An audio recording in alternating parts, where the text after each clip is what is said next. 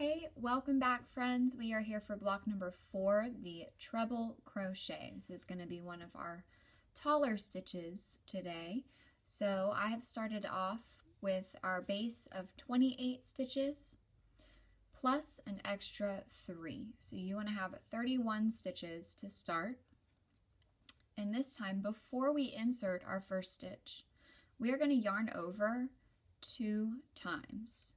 So there, oh, that was 1. I'm going to hold that with my thumb, and that's 2. And then we're going to skip down to our 4th stitch. So when I was yarning over, I got a little tight, so my first stitch is a little bit tight right now, and that's okay. So we're still going to use it. 1, 2, 3, and there's my 4th stitch. So that's where I'm inserting into. Push on through.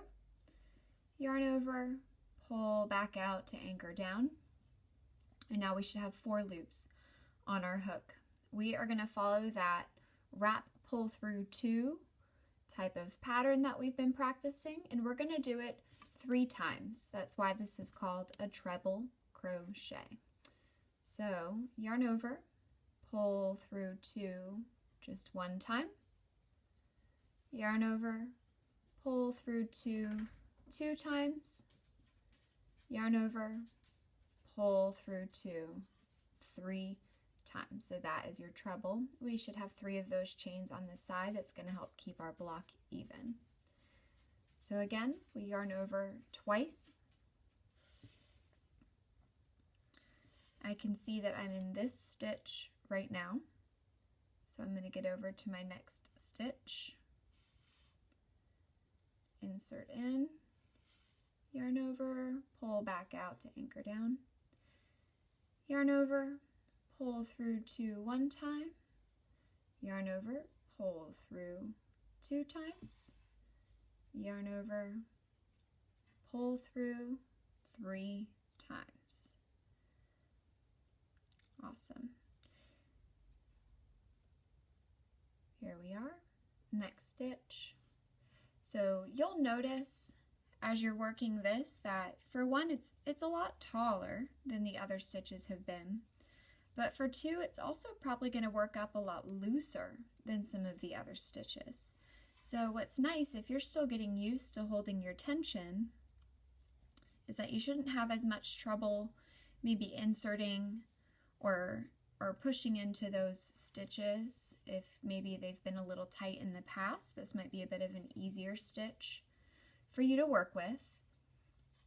Also, we're just not going to have to do as many rows. This is so nice and tall that we'll just have a lot less to get us our even square. So, something to look forward to. I'm going to go ahead and get to the end of this row. Make sure that you guys are comfortable with turning right when I come back. Alright, so I've hit the end of my row and I've turned this around. We're going to go ahead and crochet 3 stitches. 1, 2, 3 to build that height. Yarn over 2 times and insert into the first stitch from the last row. It's going to be your 4th stitch from the hook. Okay. Anchor that down, and again everything should be just kind of nice and spread out here. One thing I want to mention, you've probably already noticed that this stitch is just going to be a lot looser than your very first chain. So when you do your border, when you have 28 around each side, that's going to help to make sure that these looser blocks hold their shape in the bigger sampler quilt once we piece that together. And it's also important to note that you can dampen these blocks before you put them on your blocking board. That will really help them take their shape and get the accurate size that you're looking for. So just some tips and tricks to keep in mind. By now you're also probably pretty used to turning your row, so I might not even have to include that in the videos much longer, which is great. Hopefully you're feeling a lot more confident and you are ready to tackle each block that comes up. we're going to go ahead and meet you at the end of this row again. So I'll see you over here in just a moment. We're just going to make sure you can identify what your stitches compared to what your turning height building stitches are.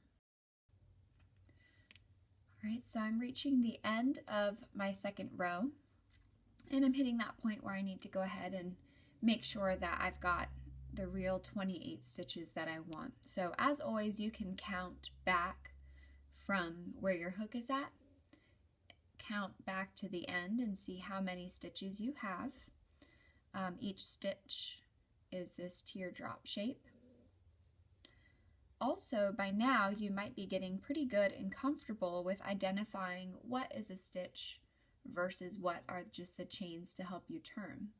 So here I can tell that I have 1, 2, 3 stitches left because I'm paying attention to the post that's underneath of each stitch.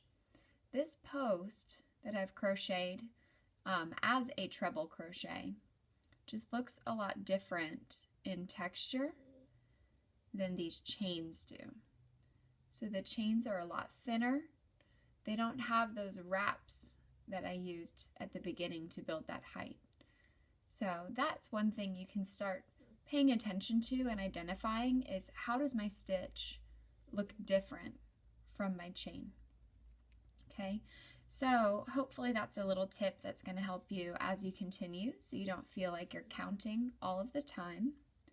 Another one last tip that you can do, I'm going to show you once we turn, is that you can use a stitch marker if you don't want to deal with the counting aspect. Here we go. We're going to chain our 1, 2, 3, yarn over twice. My yarn's a little stiff here. And insert into the last stitch from below. 1, 2, 3.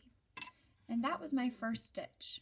So what I'm going to do here is I'm just going to insert a bobby pin. I usually have some of those laying around, so it's pretty easy. Stick that into your very first stitch, and that way once you come back to this row, you don't have to do any counting. You just know that you've hit that end of the row once you go through this stitch. Makes it a little easier for you. Alrighty, I'm going to meet you back here once we have a full square. We'll test that square by measuring corner to corner and see how many rows we actually needed to complete this block. Welcome back, friends. So I've finished my block. Here's my starting row on the left, and when I fold corner to corner, I can see that the top of my most recent row is lined up with that first row.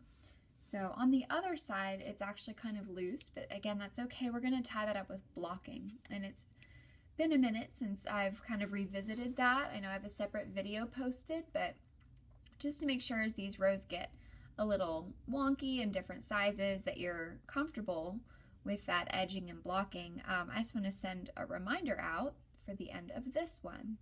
So here I did the last row. For mine was 9 rows tall, and I've done single crochet back across the top, and I'm coming up on the end. So this is going to be number 27.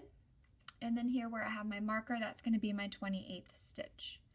So let's do that together. 27. Pull that marker out.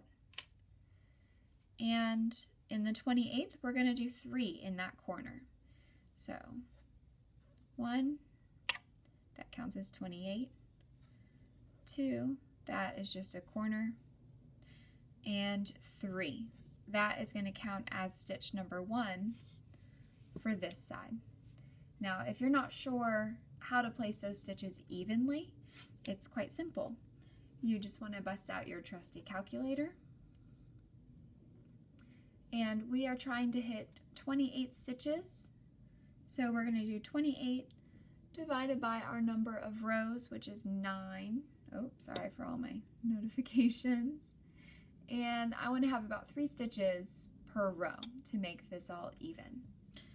So again, that third one was stitch number 1. I'm just going to go ahead and treat this entire post as an entry point and do that as number 2. Actually, before I do that, I'm going to tighten this down just a little bit. Alrighty, so there's number 2. And I'm going to use this in-between space as number 3. I'm going to do 2 in this next space. So 1, 2, and this in between I'm going to do for number 3. I'm going to keep doing that all the way down until I have 28, and that's going to help create that border that actually has the tension that I want.